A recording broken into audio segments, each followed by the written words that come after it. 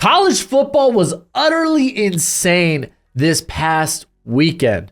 You had trash on the field. You had trash passes on the field. You had trash play on the field, but you also had some really good performances.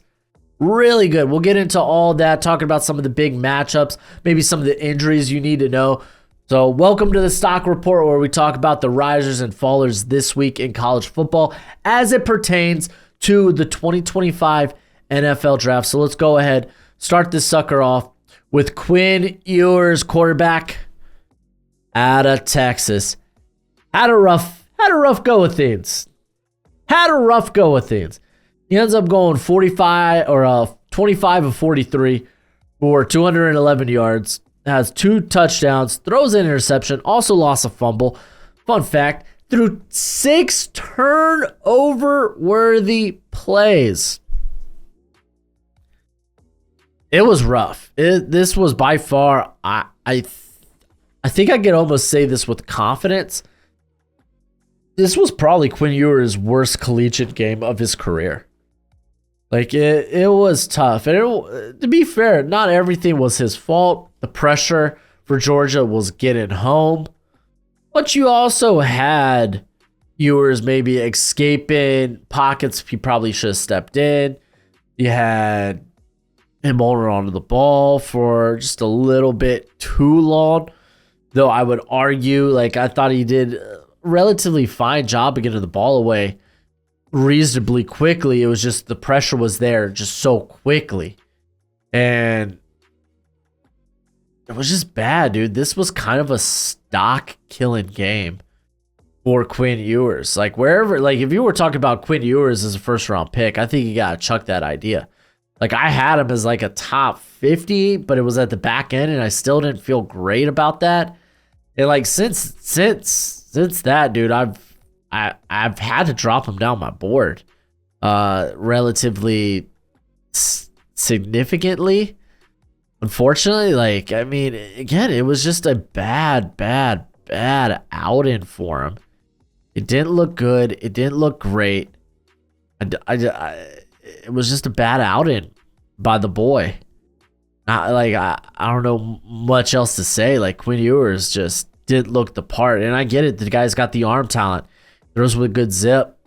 His deep ball has been more accurate this year. And for the most part, the play, prior to the injury, the play has been pretty solid from Quinn Ewers. But I feel like we're right now at a point with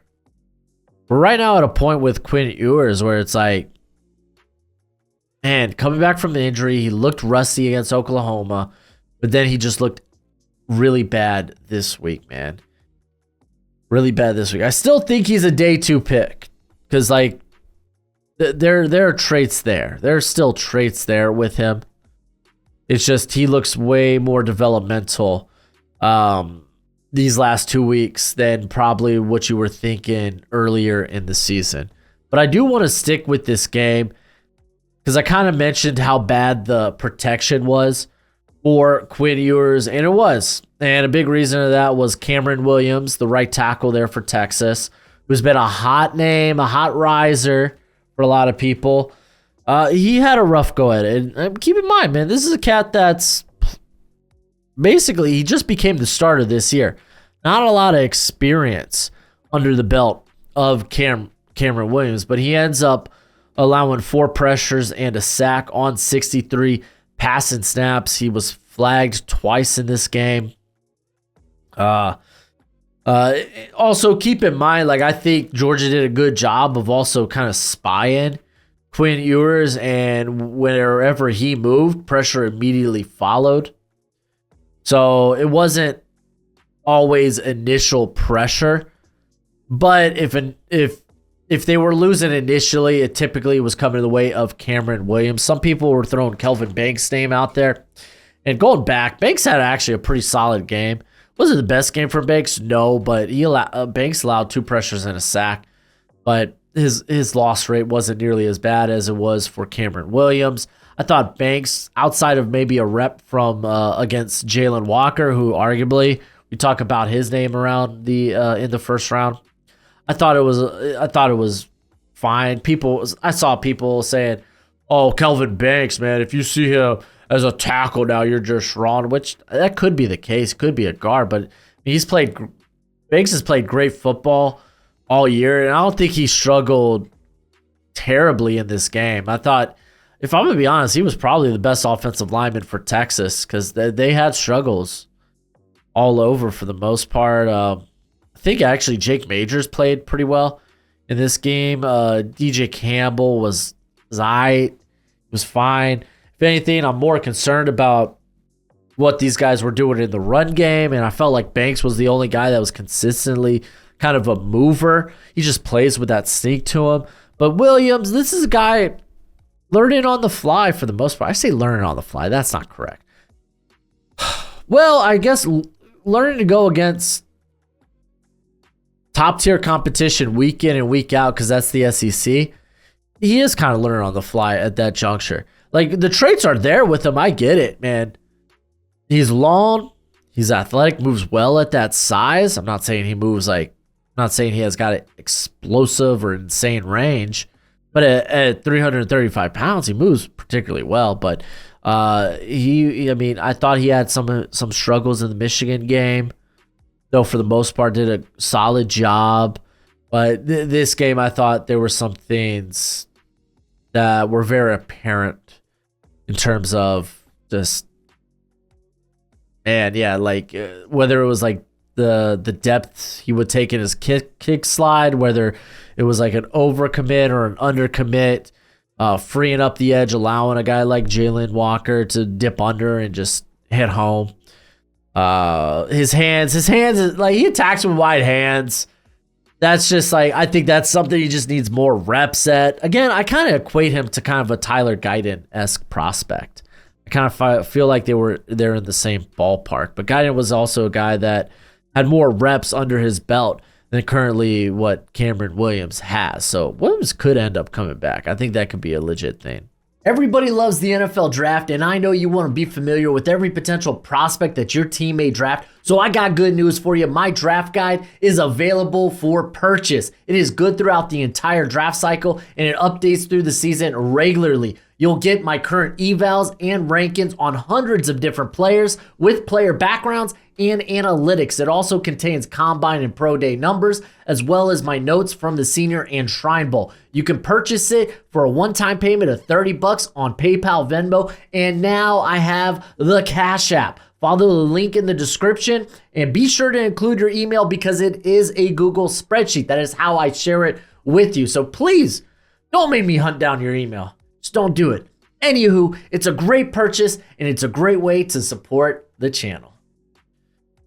I'm going to stick with this game because I got to talk about Jalon Walker. He was probably the defensive MVP here. I list him as an edge, but boy, the dude has been playing a lot of coverage last few weeks. He really has. Let's pull it up. He had 22 coverage snaps in this game. Mind you, I know you're going to look at that 6.7% win rate and be like, well, that's not high. I feel like he was winning a lot more. Well, I mean, a lot of his pass rushing snaps, he was just spying Ewers. He was just kind of sitting, waiting, keeping free of contact. And the minute Ewers would break the pocket, Walker was there to track him down, hunt him down. So how dominant he was isn't really reflected in the win rate, but it is when it comes to like 7 pressures, 6 defensive stops, 3 sacks. And I feel like we should have a conversation. Is this guy a linebacker or is he like a full-on edge player? Because like he's nothing special in coverage. He's not. Like right now, like the last like 4 weeks, they've really turned up his snaps in coverage. He had 17 against Alabama.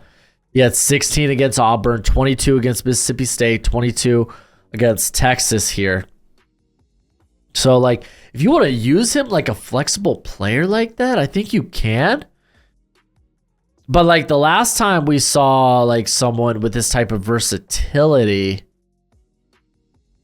I'm trying to think for the like a linebacker to edge. I guess some would say like Micah Parsons. That's not a fair comparison though. I don't think that's a fair comparison. Micah Parsons was a freak. Like Isaiah Simmons comes to mind, but that was more of a slot player to linebacker, so he was kind of an undersized linebacker. That's also not an apt comparison either. Like Walker's going to be fascinating. I think if you're going to get the most out of Walker at the NFL level, maybe you use him like as a DPR, but then you could use him like as an off-ball linebacker against the run on early downs. Like it's going to be fascinating. Really, it is. And that's the thing about this draft class. You might not have like a lot of like blue chip first rounders, but there's a ton of guys that like with interesting conversations of where they should play. Is this guy a tackle? Is this guy a guard? Is this guy a wide receiver? Is he a corner? Is Jalon Walker an edge, or is he kind of a hybrid linebacker? I think it's very fascinating, and there's definitely teams out there that can get it right with him, whether it be like anyone that really comes from the Mike Macdonald tree. Because like I mean, look at what they do with Kyle Van Noy, and then I mean you could talk about Jared Mayo, who I mean he saw it firsthand coming up under Bill Belichick how they used someone like Dante Hightower. Was it Hightower or Highsmith? I think it was Hightower. It feels so long ago, but there's definitely going to be a demand for him in certain schemes. And keep in mind, like, it's not like Mike Macdonald only went to Seattle, so it's only like Seattle and Baltimore. Like, guys that worked under him over at Baltimore, you got in Tennessee and Wilson, Weaver over in Miami. So it's like, there's a bit bigger of a spread when it comes to guys that could maybe be looking for someone like this. All right, let's get off this Texas game. Let's talk about Luther Burden, the third wide receiver out of Mizzou. Didn't have the best outing. Had 6 receptions for 49 yards. Did have a muff punt that ended up bouncing into the end zone, and basically it was an Auburn score. So not the best game from him this week, unfortunately. And my biggest criticism from Missouri this year is like, get freaking Luther Burden more involved. Get him more involved. And I felt like they tried to do that this week. He had 10 targets. It just didn't amount to much. He only had 1 forced missed tackle. He did come alive later in the game when Brady Cook came back. So to be fair, you also had Brady Cook. You had Brady Cook leaving the game, which led to a lot of inefficiency at quarterback from who is it? Pine, Drew Pine. That's the backup there at Mizzou. But Burden, I don't know if you could really push him as a top 10 caliber player anymore. I mean, it's just the production hasn't been there for him this year, and it sucks. It's stupid. Thus far on the year, he has what? 447 receiving yards, 4 touchdowns. Does have 18 forced missed tackles. I am a sucker for that. The dude doesn't drop the ball. He's competitive at the catch point, but just not the type of dominance I was kind of expecting from him this year. Part of that is Mizzou not incorporating him nearly as much in the play in the game as they should. Like, he's your best weapon. Get him involved. Find creative ways to get him involved too. I think that's a little part of the fault there is with some of the play calling. But when it comes to Luther Burden, we know he's elusive. He's hard to bring down. We know. I mean, to be fair, he's a guy that operates almost strictly out of the slot. But I mean, at college football, that's what a lot of programs do. They put their best receivers in the slot, get them that free release, and have them just get out and go make plays. But Luther Bird's going to be fascinating. I don't know if I'm there with him as a top 10 pick anymore. Like, he could definitely still go top 10, don't get me wrong. I'm just saying, when it comes to, like, when you look at a prospect, he feels more like a top 20 than a top 10, or feels more like a back end of the first round guy. I mean, those guys can still go earlier, depending on the class. And as we're talking about, this is a class with not a lot of, like, top 5, top 10 worthy prospects. So again, class is going to be super fascinating, but it's not the best outing there for Luther Burden this week. Next, I got Will Johnson, corner out of Michigan. And this is more of he's hurt again.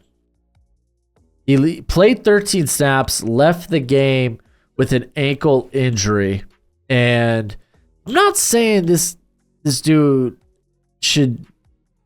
I'm not saying he has an injury red flag, but it's not been ideal this year. Like, over the offseason, if you didn't know, he had surgery on his knee that bothered him for parts of last season. He had the shoulder injury where he ended up leaving. I think that was the USC game. Then he came back against Washington and was like, yeah, he still looks a little banged up. And then he gets banged up in this game. I'm just saying, hey, there's now not an injury concern, but it's like, I don't feel like he's playing healthy right now. Again, you had the knee surgery over the offseason. You had the shoulder injury, now the ankle injury. And I don't know if, this isn't going to knock Will Johnson down my board. He's not. Like, he is him. 2 pick sixes this year. He's been utterly amazing. But now that creeps into the back of your mind, like, why are you so banged up this year, man? What's up? What's wrong? But I don't get me wrong. I utterly love Will Johnson, but it's definitely something we needed to bring up and talk about. And it might be a conversation over the draft season. Next, I got James Pearce Jr. edge out of Tennessee. We're talking about all kinds of SEC prospects today. But he had himself a game, and if you want to argue him for edge 1, because the way he's played the last few weeks has been, well, hella good.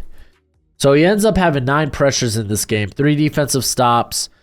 He has 2 sacks. He had a win rate of 19.4%. And I mean, thus far on the year, he has 30 pressures, 4 sacks. This is by far his best outing of the year.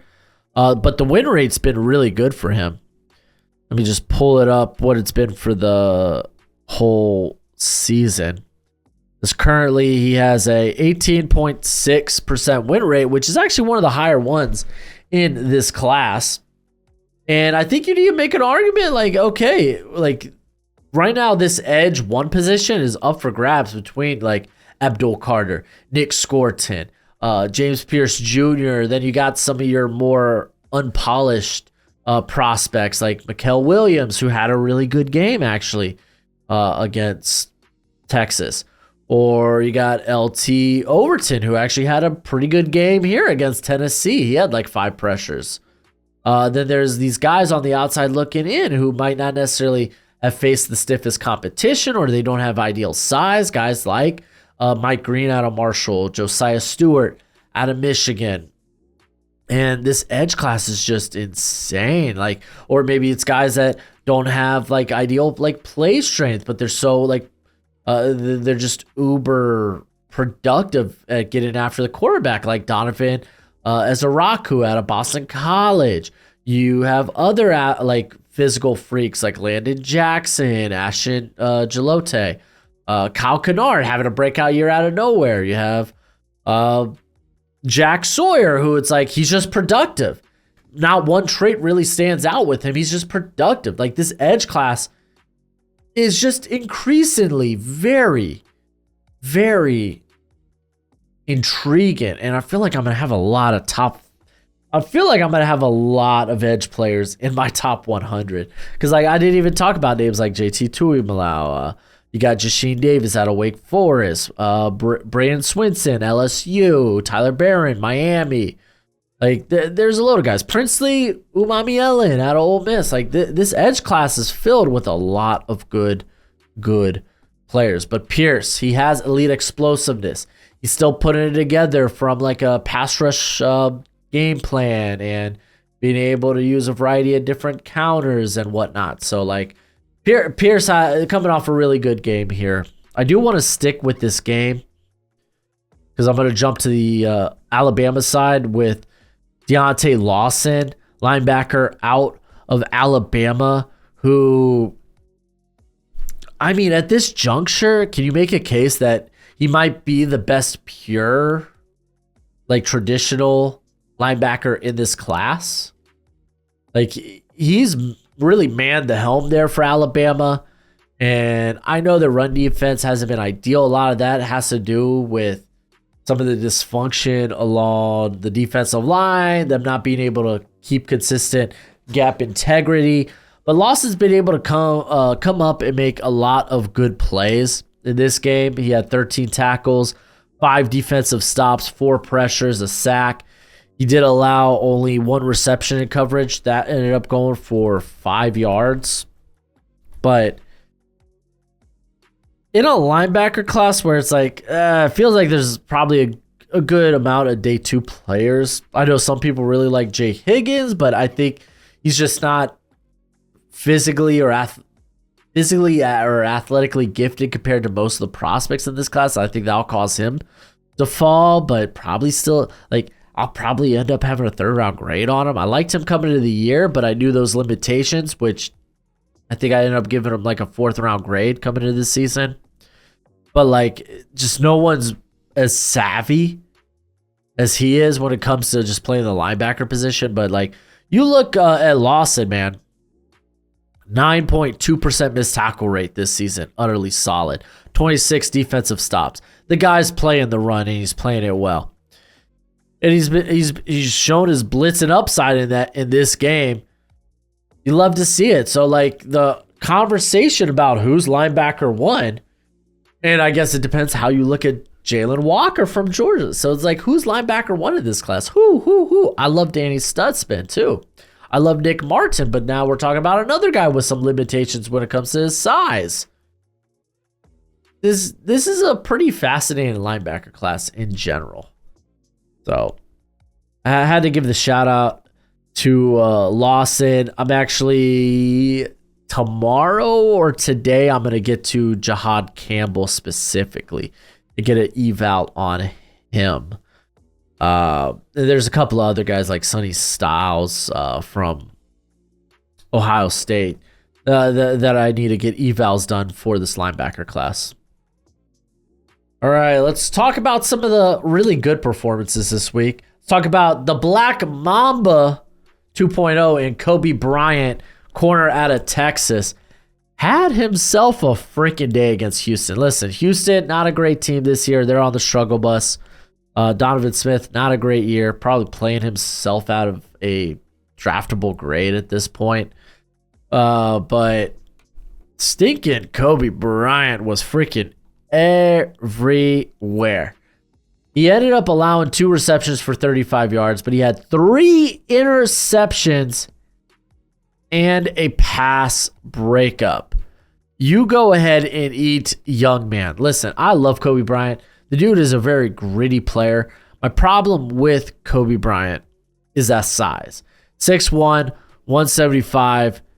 Bro, well, you need to be bigger. Like, I mean, I think entering the year he was around 170, 175. It's better, but it's not much at that size. There's still going to be some concern. You want to get to at least that 180. And even then, man, the NFL is probably still looking at you like, are you sure that this guy's not more of a slot corner? And that's what I'm afraid of with Bryant, because like the NFL is just going to view him in that manner, which I really hate. That really gets under my craw, because I think he's a hell of a good football player. Like a hell of a good football player. Because like he plays with physicality despite being undersized. He's just got that grit in his play where it's like he will grind his teeth and hit you hard. He plays physical during the route and at the catch point. He's just good like that. He's just really, really good like that. He's not afraid to throw caution to the wind and throw his body around to make plays in the run game. It's just with him. It's again the question of size. Can he get past that size? And it's like he's got a long frame. Like he could add more weight, man. Go to McDonald's or something. Eat a Big Mac. What are we doing here? Eat food, bro. Eat food. But yeah, Cobee Bryant had a phenomenal game this past week. Next on the list, I got Samuel Brown, wide receiver, out of DU, baby, DU. Had a good game. Ends up going 3 receptions. You might be like, good game, 3 receptions for 125 yards and a touchdown. He looked great. He was constantly creating separation on his routes. You'll love to see it. He entered the year for me. Some people had him as a day 2 prospect. I entered the year with him more in that early day 3 area. And honestly, it's kind of weird, but one of my biggest gripes for Sam Brown was his vertical route tree. Can you win more vertically? And he certainly did in this game. He certainly did. You love that, man. You really do. Him against press is always going to be a question mark, but he does play with that dog in him. He does play with that after the catch ability as well. Let's pull up his stats for the season thus far. I feel like the middle of this wide receiver class is very good. Just very, very good. All right, where's this Miami game at? But with Sam Brown, he's 6'2", he's 195. He was formerly a Houston player, made the transfer to Miami this offseason. Good route runner on the short to intermediate, long frame. Has the yak ability. That's what I really wanted to know, though, is how many forced missed tackles does he have this year? Because the volume's not nearly he's not getting as many looks as he did back at Houston, but that's because Cam Ward is kind of spreading the ball out everywhere. We could just look at the volume for these guys. So when it comes to targets, your target leaders in this offense, Xavier Restrepo, he will always, forever and always, no kidding, this guy's going to be a target leader. But Isaiah Horton's come alive. He's currently their second in terms of volume. Then you get Sam Brown, who's closer to Jacoby George, who was another guy that I'm surprised isn't getting more targets. Like this Isaiah Horton cat, I was kind of shocked. That he's been getting as many looks as he has, especially the last couple of weeks. Like you go back to, I think it was the South Florida game where, let's pull it up. Okay, yeah, Horton, nine reception or 9 targets. Cal game, 11 targets. This game, only 7 targets. Horton only had 17 yards, but one of those ended up being a touchdown. Good for him. But Sam Brown does lead the team or lead wide receivers or pass catchers in forced missed tackles with 7. You love to see it. And definitely a guy worth mentioning in this class because this class is starting to get a bit beefy. It just is. Final guy I want to talk about on the list is Nick Emmanwori, safety out of South Carolina. Had himself a day. He single-handedly caused Michael Hawkins to be benched. He was that stinking good. He was that stinking phenomenal. Ended up having 9 tackles in this game, 2 interceptions, allowed 4 receptions for 31 yards.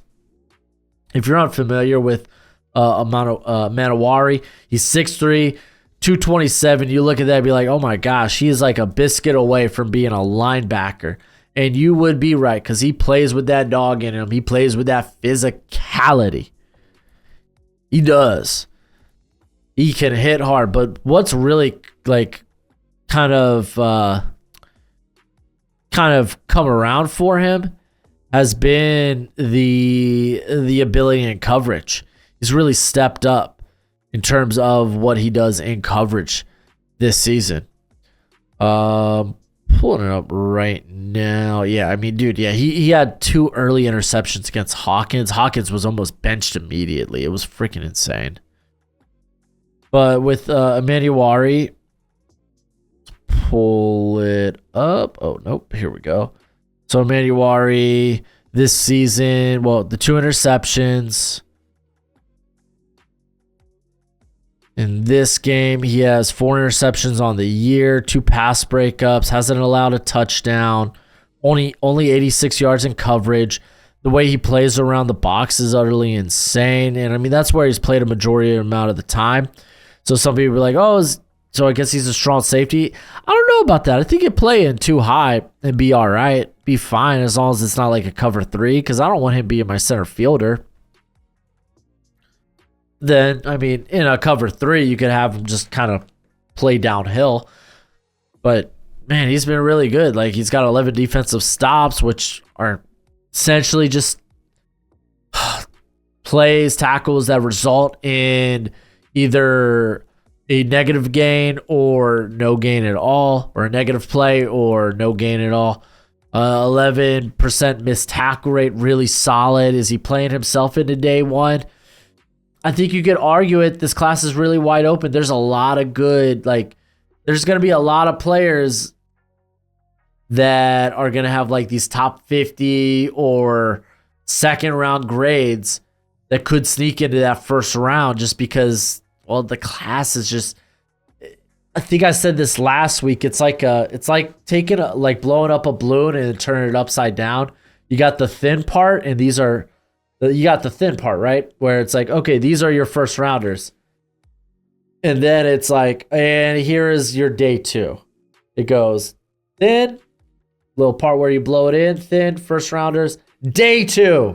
A lot of day 2 prospects. A lot of good day 2 prospects in this class. I think Emmanwori might end up being one of them, man. He's playing hella good football. But let me know who are some of your favorite prospects that played this week, who had big games, who had less than ideal games for you, who's going up your boards, who's going down your boards. Let me know about all that in the comment section below. That's it for the video. Go ahead, do that YouTube thing as always. Until next time, be easy, my friends. Later.